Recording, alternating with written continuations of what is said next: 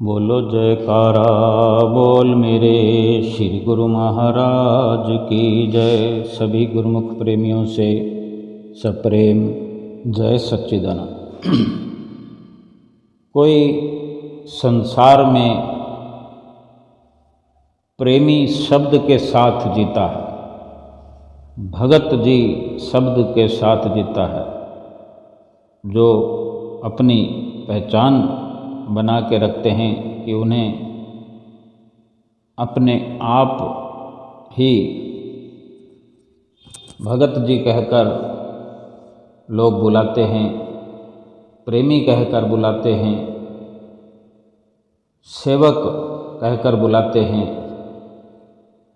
ये नाम जो है अपने आप में कितनी श्रद्धा लिए हुए, इसका उच्चारण करने से ही श्रद्धा उत्पन्न हो जाती है। इस प्रकार का उच्चारण सुनने से भी मन गदगद प्रसन्न हो जाता है कि कोई हमें इस नाम से पुकारता है। संसार भर के लोग अपनी अपनी पहचान से जाने जाते हैं। सारे जमाने भर की पहचान से ये बहुत ही सुंदर पहचान होती है कि जो प्रेमी के नाम से पहचाने जाते हैं, गुरुमुख के नाम से पहचाने जाते हैं, भगत जी और एक सेवक, और फिर इस प्रकार से कि ये श्री आनंदपुर दरबार के सेवक हैं, श्री आनंदपुर को मानने वाले भगत जी हैं, ये आनंदपुर वाले श्री गुरु महाराज जी से प्रेम करने वाले प्रेमी हैं।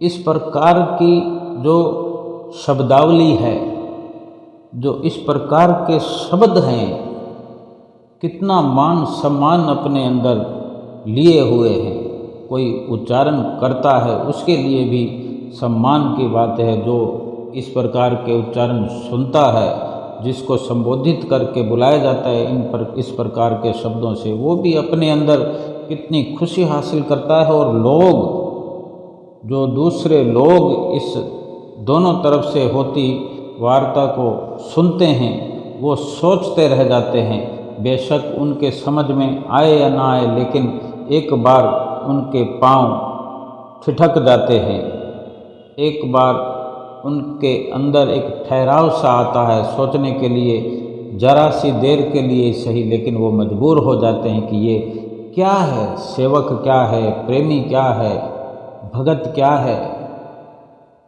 किस प्रकार के नामों से ये एक दूसरे को पुकार रहे हैं।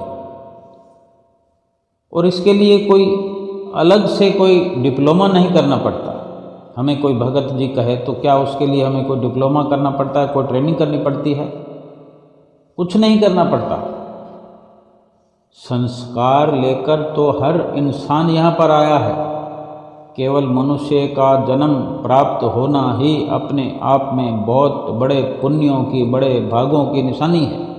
बड़ा ही सौभाग्यशाली ये मनुष्य जीवन है। ये जीव बहुत बड़ा भाग्यशाली है कि ये मनुष्य जन्म को यहाँ इस दुनिया में रहते हुए ये मनुष्य जीवन को प्राप्त किए हुए है, और इतनी बड़ी मुकाम पर ये पहुँच गया है, इतने बड़े पद पर पहुँच गया है। एक ये मनुष्य जीवन जो है एक प्रकार की सीढ़ी है। इसी मनुष्य जीवन रूपी सीढ़ी पर सवार होकर इसके मनुष्य जीवन, मनुष्य शरीर रूपी इस साधन को अपना करके प्रभु के पास पहुंचा जा सकता है। रामायण जी में भी कथन है कि साधन धाम मोक्ष कर द्वारा, पाए न जही परलोक समारा। कि इस मनुष्य जीवन रूपी सीढ़ी पर सवार होकर भी, मनुष्य जीवन रूपी साधन को अपना कर भी जिसने अपने परलोक को नहीं संवारा, उसके लिए फिर अफसोस के अलावा, अफसोस करने के अलावा कुछ भी यहाँ नहीं मिलेगा। तो अफसोस शब्द कितना दुखद है। अगर कोई इंसान दूसरे को कहता है कि मुझे बड़ा अफसोस हुआ ये सुनकर आपके बारे में, तो वो दोनों के बीच की जो शब्दावली है दोनों को दुखी कर देने वाली है। और इन दोनों ओर से हुई वार्ता को अगर कोई और लोग भी सुनते हैं तो उसका भी हृदय जो है दुखित होता है, क्योंकि इशारा उसको भी यही मिलता है कि शब्द कौन सा था कि एक अफसोस जतलाया जा रहा है किसी के प्रति। जहाँ ये शब्द आ जाते हैं, शब्दों से ही बहुत बड़ा परिवर्तन हो जाता है, बहुत बड़ी उपलब्धियाँ प्राप्त हो जाती है, बहुत बड़ी गिरावट में चला जाता है।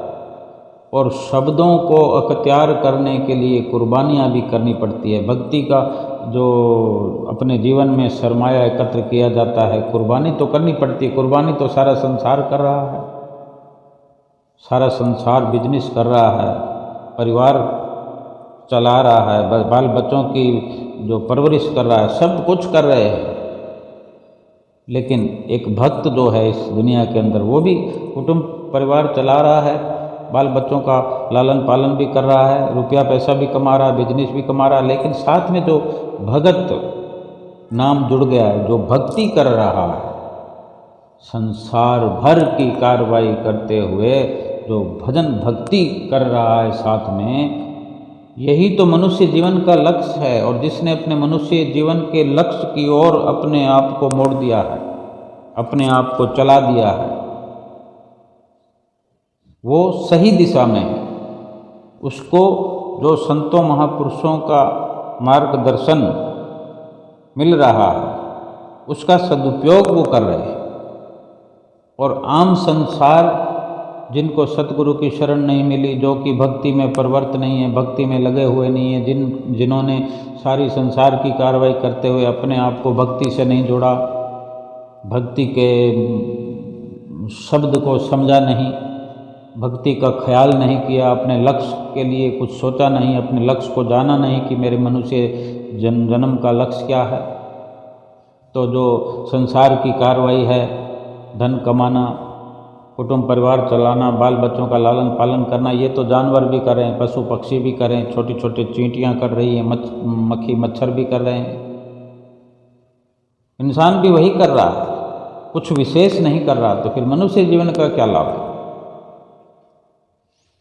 अगर जिस भगत ने, सेवक ने, गुरुमुख प्रेमी ने अपने साथ ये सुंदर शब्दों का अपने साथ जुड़ाव किया है, उसके लिए कोई ट्रेनिंग बहुत बड़ी नहीं की। ये सबके जीवन में अवसर मिलता है, मनुष्य जीवन में सबको अवसर मिलता है कि वो सत्संग में जाए। सत्संग की बात सारी दुनिया करती है, लेकिन सत्संग में जाती नहीं, सत्संग में रहती नहीं, सत्य को अपनाती नहीं, सत्य कहती नहीं, सत्य सुनती नहीं, सत्य का संग नहीं करते। तो कहने से कुछ नहीं होता। सत्य की कार्रवाई करने में, सत्य पर अमल करने में कोई अलग से ट्रेनिंग या अलग से इसका खर्चा नहीं उठाना पड़ता। चलते चले जा रहे हैं, चाहे सत्य के साथ चले चलें या झूठ के साथ चले चलें, क्या फ़र्क पड़ता है उसमें। ये तो हमारा एक चुनाव है, हमने चूज किया है कि हमें सत्य के साथ रहना है, और हम ही ने चुनाव कर लिया, रास्ता ये अख्तियार कर लिया कि हमें तो झूठ के साथ ही चलना है, क्योंकि दुनिया झूठ को समझती है, सत्य को कौन समझेगा, ये बहुत मुश्किल है। हमने सत्य के साथ रहना मुश्किल मान लिया तो मुश्किल हो जाएगा, और आसान मान लिया तो आसान हो जाएगा। हम ही ने मुश्किल को आसान बनाना है, और एक बार जब आसान बना लिया, जिस प्रकार उबड़ खाबड़ जगह पर, धरती पर अगर एक बार सड़क बन जाए, प्लेटफॉर्म बन जाए, फिर रोज़ रोज़ थोड़ी सड़क बनाना पड़ता है, फिर उसको रोज़ रोज़ सफ़र तो करना ही है। लेकिन एक उबड़ खाबड़ सड़क पर सफ़र करना रोज़ के लिए कितना दुखद होता है। और जब एक बार कुछ थोड़ी सी दिक्कत का सामना करते हुए, थोड़ा दुख उठाते हुए, तन का, मन का, धन का, फिर जब सड़क बन जाती है तो रोज़ रोज़ का सुखद वातावरण अपने जीवन में इंसान बना लेता है, अपने लिए ही सुखद है, उसके लिए विशेष कुछ करने की ज़रूरत नहीं है। सतगुरु का दीवाना बनने में, सतगुरु का भगत बनने में, और भजन भक्ति की जो शुरुआत करने में, भजन भक्ति वाले संस्कार अपने अंदर भरने में क्या विशेष है ऐसा?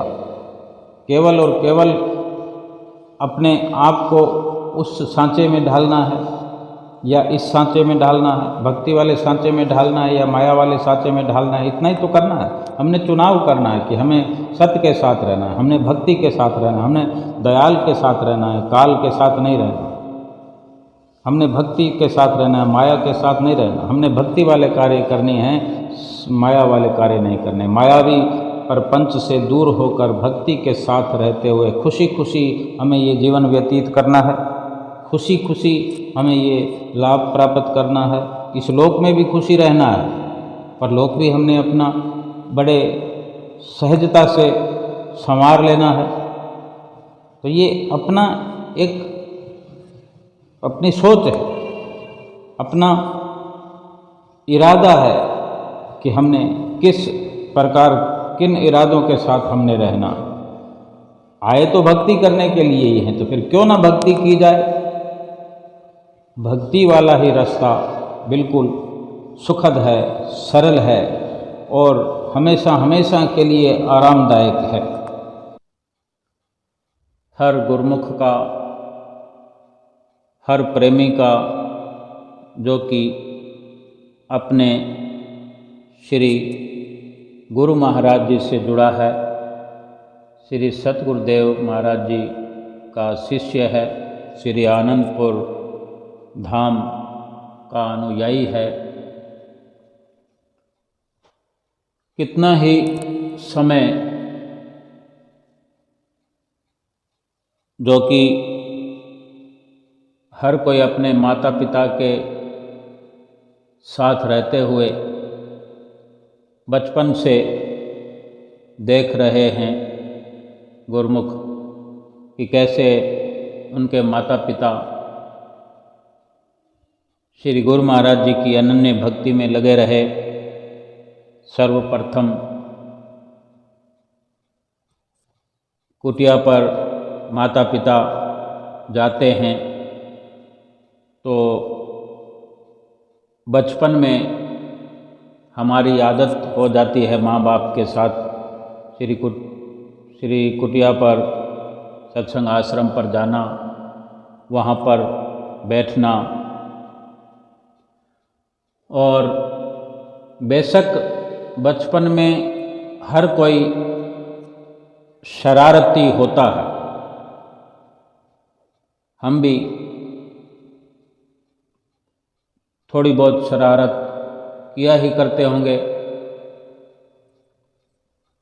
और इसी प्रकार 2-3 घंटे का जो समय होता है कुटिया का संपूर्ण हो जाता है और बच्चा हो या बच्ची हो वापस माता पिता के साथ अपने घर आ जाते हैं। और फिर घर में भी जो नित्य प्रति माता पिता श्री गुरु महाराज जी के सन्मुख खड़े होकर श्री आरती पूजा किया करते हैं, कुछ भजन अभ्यास भी किया करते हैं।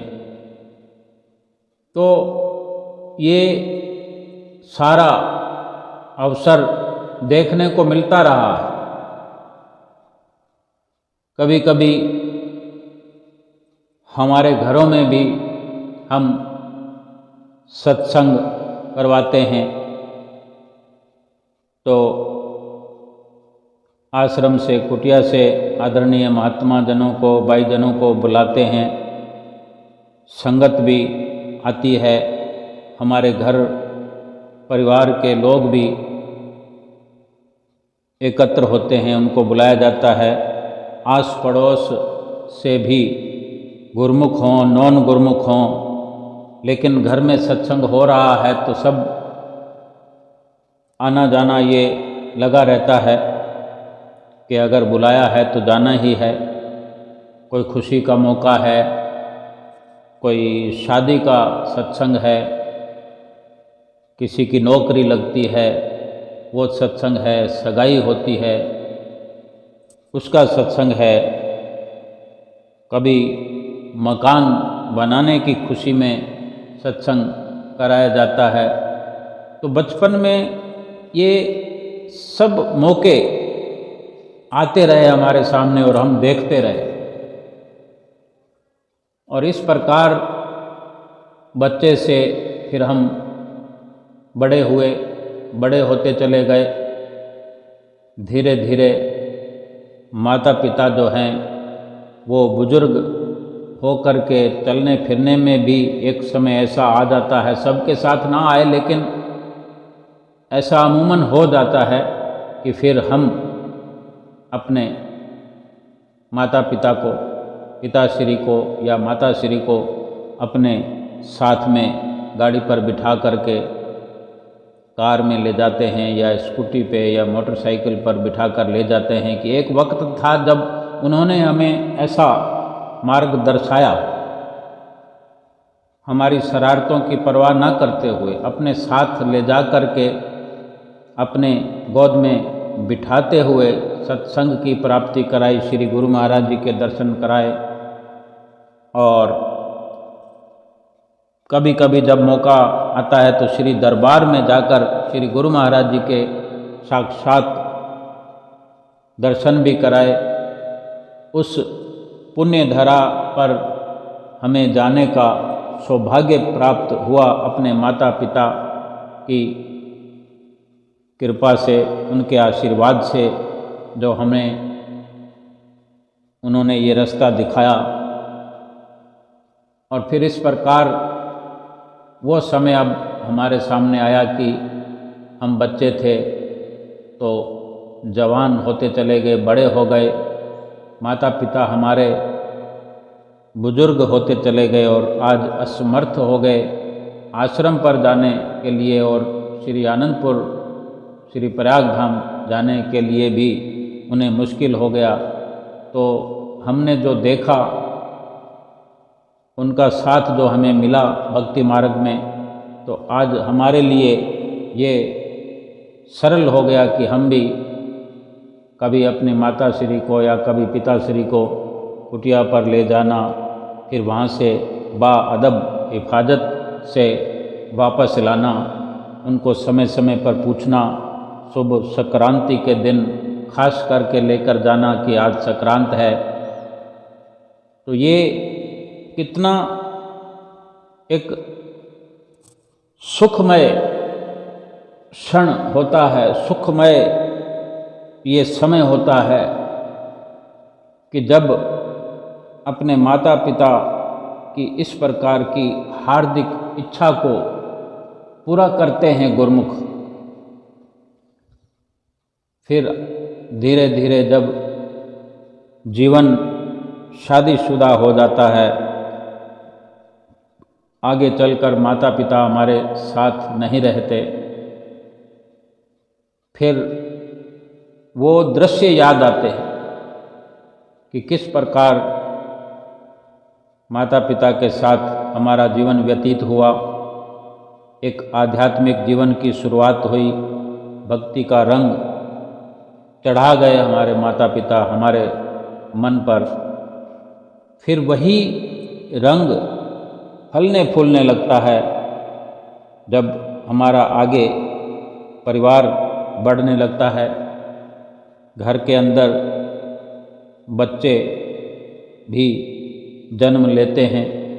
फिर उन बच्चों को हम भी उसी तरह, जिस तरह हम सीखे थे, जो संस्कार हमें माता पिता से मिले, कुछ हमारे प्रारब्ध में हमें संस्कार मिले, हम साथ लेकर आए,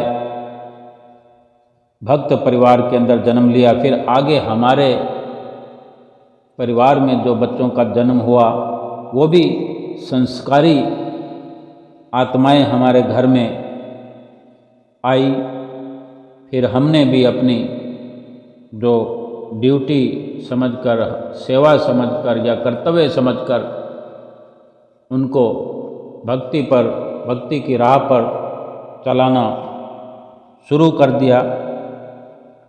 श्री आरती में खड़ा करके उनको श्री आरती करना सिखाना, आरती की थाली हाथ में देकर आरती फिरवाना, पकड़ करके फिर उनको दंडवत करना सिखाना, मत्था टेकना सिखाना, जय सच्चिदानंद बुलाना सिखाना, जयकारा बुलाना सिखाना, फिर इसी तरह उनको लेकर के कुटिया पर जाना, वहाँ पर उनकी शरारतों को देखना, उनकी शरारतों को देखकर अपने बचपन की याद करना, फिर सुंदर मौक़ों पर श्री दरबार पहुंचकर श्री गुरु महाराज जी के सन्मुख कभी लाइनों में मत्था टेकने के लिए जाना, कभी अंदर श्री गुरु महाराज जी की नज़दीकी में भी माथा टेकने का शुभ अवसर प्राप्त करना।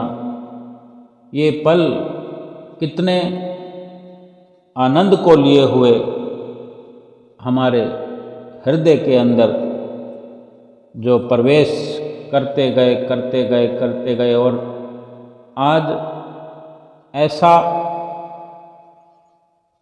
वक़्त देखने को जो मिल रहा है कि सारा संसार मोह माया की आग में जल रहा है और हम गुरुमुखों का जीवन ऐसा है कि एक विचित्रता लिए हुए, एक अनोखापन लिए हुए कि सारे संसार से हटकर, सारे संसार से अलग महत्व रखता है कि क्या श्री गुरु महाराज जी ने अनुपम लीला रचाई है।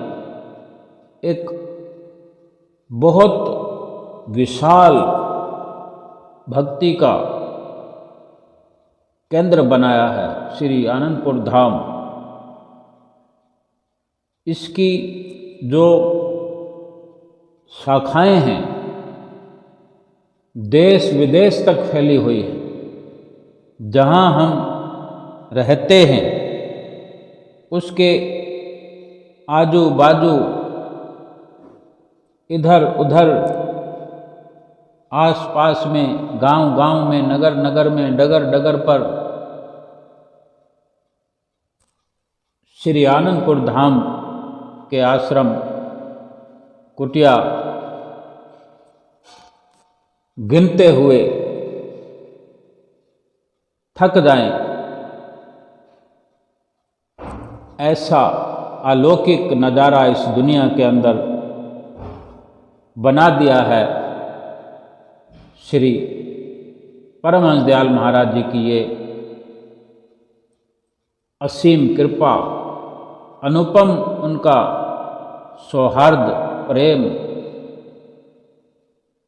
हमारे दिलों में व्याप्त है, हमारे हृदय में व्याप्त है। हमारे हृदय के अंदर भक्ति और ज्ञान का उजाला कर दिया है कि हम उस उजाले में, उस प्रकाश में चलकर अपने जीवन को वास्तविक लक्ष्य की ओर ले जा रहे हैं। अपने जीवन को वास्तविकता की ओर अग्रसर करते हुए अपने परिवार के साथ, अपने बाल बच्चों के साथ हम अपने सामने देख रहे हैं कि हमारे बाल बच्चे भी हमें श्री आरती पूजा में खड़े होकर जो प्रस्तुति देते हैं, जो हाजिरी देते हैं, हमारा हृदय गदगद हो जाता है कि संसार में ऐसी मिसाल मिलना असंभव है। एक गुरुमुख परिवार के अंदर ही ये सब कुछ हो सकता है। गुरुमुख परिवार के ऊपर श्री सतगुरुदेव दाता दीनदयाल महाराज जी की असीम कृपा को फलता फूलता हुआ देख रहे हैं। संसार की कितनी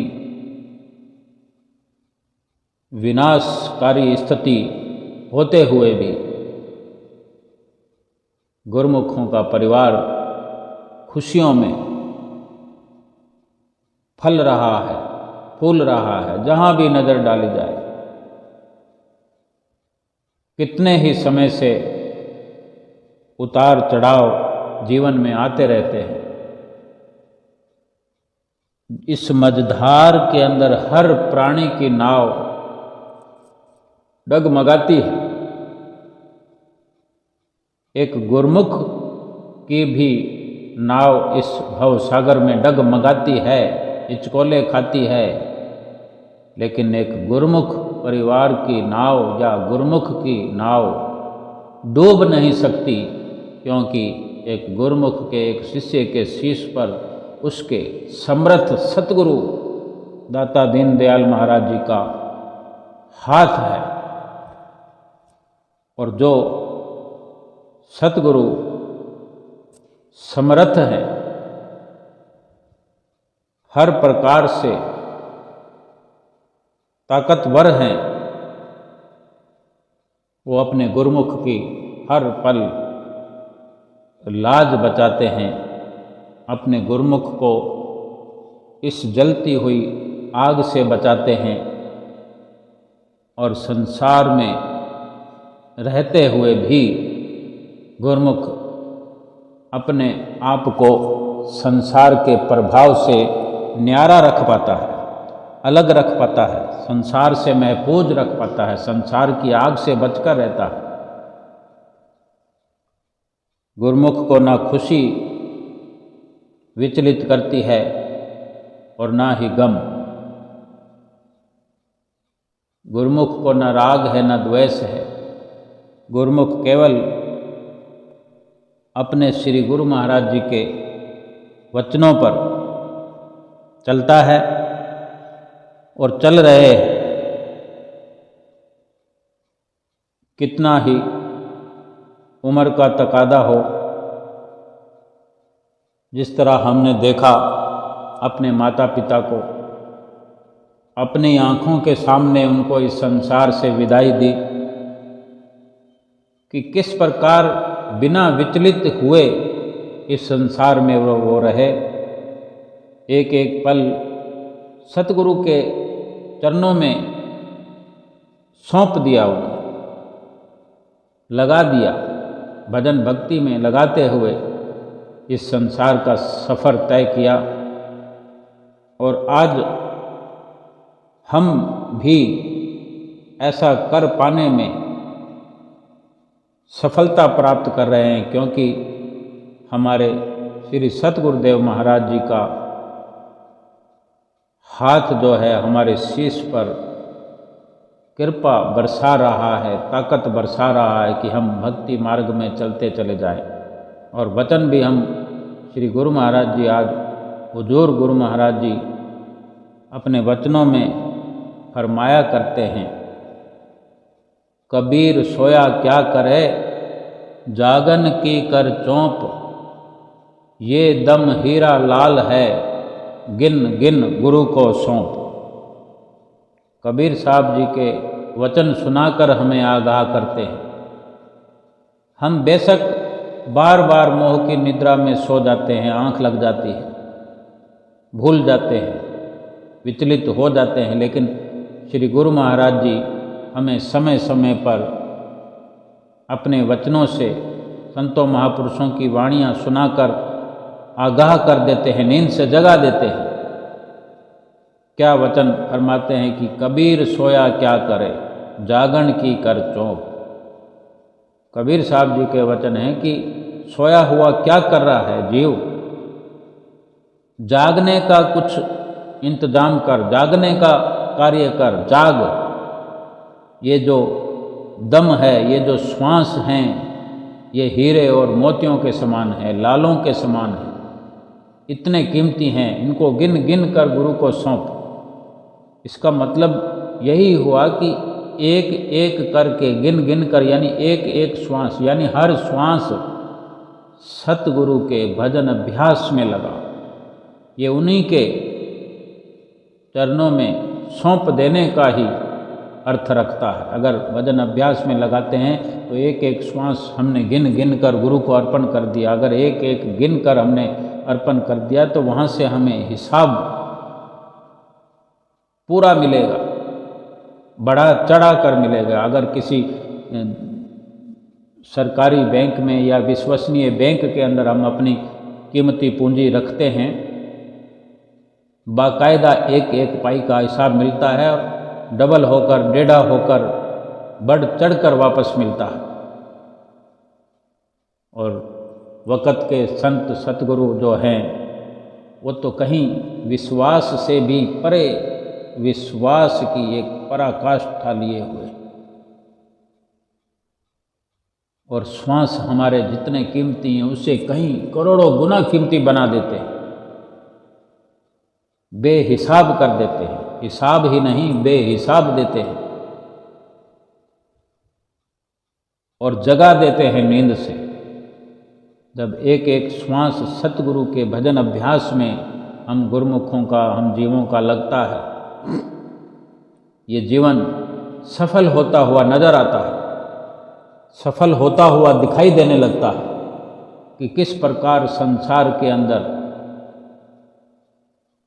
एक एक श्वास करके पूरा खजाना खाली कर देता है इंसान। लेकिन जिन्हें वक़्त के महापुरुषों की शरण संगत मिली हुई है, चरण शरण मिली हुई है, जिनसे जुड़ाव है, जिनका रिश्ता खास है, हम जैसे गुरुमुखों का अपने सतगुरु से रिश्ता कायम हुआ है, अटूट बंधन बंधा हुआ है हमारा, और फिर संसार से वही श्वास निकाल करके, वही श्वास संसार से बचा बचा करके हम सतगुरु के बताए हुए नित्य नियमों की पालना में लगाते हैं, उनके बताए हुए भजन अभ्यास में लगाते हैं। श्वास तो यूं ही खर्च हो रहे हैं, 24 घंटे के अंदर 24,000 श्वास खर्च होने ही होने, चाहे संसार में खर्च करें या फिर भगवान के दरबार में खर्च करें, भगवान की भक्ति में खर्च करें, लेकिन लेखा अलग अलग से मिलेगा। संसार में खर्च किया तो फिर ये संसार तो मिलेगा, संसार तो मिलेगा, और जिसे संसार मिलेगा फिर वो संसार के दुख भी मिलेंगे, संसार की कले कल्पनाएँ भी मिलेगी, संसार की तरक्की मिलनी है। संसार की तरक्की तो 84 लाख योनियों में भी होती रही, लेकिन संसार की तरक्की केवल दुख है, अशांति है, परेशानियाँ, कले कल्पना है, कलेश है। और सतगुरु के भजन अभ्यास की जो तरक्की है वो सुख है, आनंद है, सत्यता है, सही सच्चा जीवन है। और संसार की तरक्की का नाम है मृत्यु। सदा सदा का जीवन अगर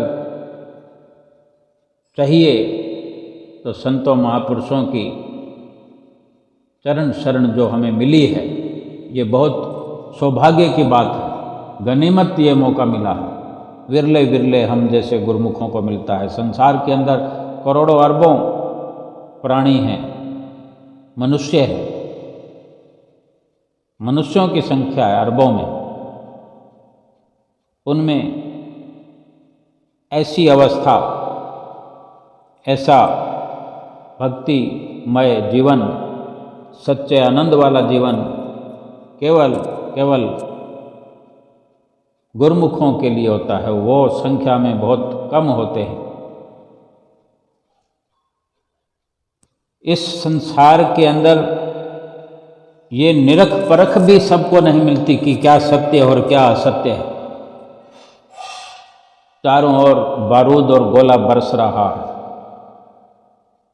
चाहे बाहरी तौर पर हो या आंतरिक तौर पर हो, चारों तरफ आग ही आग लगी हुई है। फरमाते भी हैं कि आग लगी आकाश में झर झर परत अंगार, संत ना होते जगत में तो जल जाता संसार। जिधर देखो आग बरस रही है, आग के गोले बरस रहे हैं। अगर संत ना होते जगत में तो जल मरता संसार, पूरा संसार जल जाता। ये संत वक़्त के महापुरुष हैं। गुरुमुखों का तो जीवन ही बदल जाता है। उन गुरुमुखों के संपर्क में आने वाले लोग भी राहत की सांस लेते रहते हैं। जिन्होंने संत मार्ग को अपना लिया है, सतपुरुषों का जिन्होंने रास्ता अपना लिया है, संतों की शरण जिनको मिल गई है, संगत मिल गई है, जिसको नाम की बख्शिश मिल गई है, जिन्होंने नाम का आधार बना लिया है, नाम का सहारा ले लिया है, उनका तो जीवन धन्य हो गया। चाहूँ और उनके लिए खुशियाँ छाई हुई रहती है, खुशियाँ बरसती रहती है, खुशियों से ढका रहता है कि गम उसके नज़दीक फटक नहीं सकता, क्योंकि जगह ही नहीं है। अगर गुरुमुख के हृदय के अंदर भक्ति का वास है, खुशियों का वास है, सच्चे आनंद की उसको प्राप्त हुई, आनंद से भरपूर है उसका हृदय, कले कल्पना, दुख, गम, परेशानियाँ, कलेश, ये कैसे अंदर प्रवेश करेंगे जब जगह ही नहीं है। जब उसने हृदय का बर्तन अपना सतगुरु के प्रेम से भर लिया है, सतगुरु के दीदार से भर लिया है, सतगुरु के सत्संग से भर लिया है, सतगुरु की भक्ति से भर लिया है, वहाँ संसार का कतरा कैसे प्रवेश करेगा जब जगह ही नहीं है।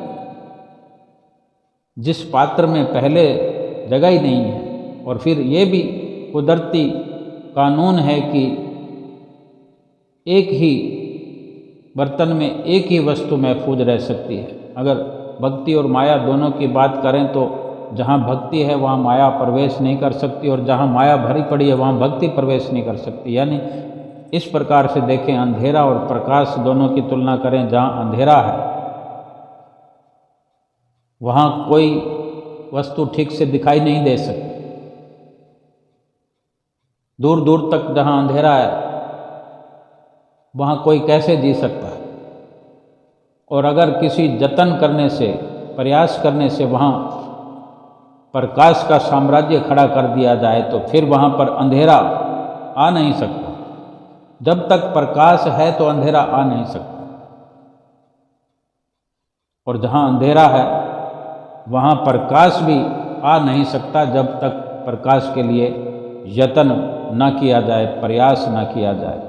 जिस गुरुमुख ने यत्न करके अपने हृदय के अंधेर को प्रकाश में बदल लिया है, अब वहाँ पर सांसारिक मोह माया का अंधेरा नहीं हो सकता।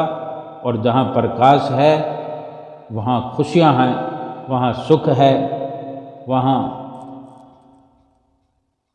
आठों पहर हरियाली है। जिसने संतों का जीवन अपना लिया, जिसने संतों की शरण ले ली है, उसकी हर पल दिवाली है, हर क्षण दिवाली है, हर रोज दिवाली है। संतों के सदा दिवाली, आठों पहर आनंद। जिस गुरुमुख का जीवन इस प्रकार खुशियों से भरा हो, उसके जीवन से संसार का कोई भी बड़े से बड़ा व्यक्ति, धन धान्य संपन्न हो, किसी भी प्रकार का हो, कोई भी मुकाबला नहीं कर सकता। क्यों? कि जहाँ सत्यता है वहाँ झूठ अपने पांव नहीं पसार सकता। जहाँ सत्यता है वहीं खुशी है, वहीं आनंद है। और जिसको हर पल आनंद ही आनंद है, वहाँ कोई इच्छा नहीं, कोई कामना नहीं, कोई ज़रूरत नहीं, कोई छल नहीं, कोई कपट नहीं, कोई षड्यंत्र नहीं। वहाँ भगवान की भक्ति है और स्वयं भगवान है। जहाँ भगवान विराजमान होते हैं, जहाँ भगवान की भक्ति विराजमान होती है, वो हृदय भगवानमय हो जाता है। चारों ओर खुशहाली, हरियाली, और ये जीवन की बाजी वही गुरुमुख जीतने में सफल होते हैं, जिन्होंने अपने हृदय को खाली करके, साफ सुथरा करके, हृदय रूपी बर्तन को मांज कर, धोकर उसके अंदर भक्ति का प्रवेश कर लिया। वहाँ पर भक्ति का सिंहासन बना दिया। भगवान स्वयं वहाँ इस प्रकार प्रकट हो जाते हैं जिस प्रकार हम नित्य प्रति श्री गुरु महाराज जी के सामने, श्री परमहंसों के सामने खड़े होकर श्री आरती पूजा का गायन करते हैं। श्री आरती की थाली हम श्री परमहंसों के आगे घुमाते हैं, श्री परमहंसों के दर्शन करते हैं, श्री परमहंसों की स्तुति गायन करते हैं, विनती करते हैं। सब कुछ उसमें भरा हुआ होता है। वो बैकुंठों का सुख, स्वर्गों का सुख हर पल महसूस करते हैं। जिस स्वर्ग की लालसा में, कामना में संसार का आम इंसान रात दिन प्रयत्न करता है, उसे स्वर्ग मिलेगा या नहीं मिलेगा ये तो नहीं जान सकते हम, लेकिन हम ये भली भांति जान गए हैं कि हम श्री परमहंसों के सन्मुख जब श्री आरती पूजा गायन करते हैं, जब इस प्रकार गहरे से गहरे, गूढ़ से गूढ़ शब्दों का उच्चारण अपनी जिह्वा से करते हैं, हर शब्द का उच्चारण करने पर ये महसूस होता है कि हम वैकुंठ में खड़े हैं, वैकुंठ के अंदर हमारा वास है। और जहाँ श्री परमहंस हमारे सन्मुख विराजमान हों, हमारे अंदर, हमारे घट में विराजमान हों, हर पल हमें सुख का एहसास कराते हैं और जीवन जीने की कला सिखाते हैं। भक्ति भाव से भरपूर होकर इस जीवन में हम जीवन व्यतीत करके प्रभु के ही धाम में चले जाते हैं। बोलो जयकारा बोल मेरे श्री गुरु महाराज की जय।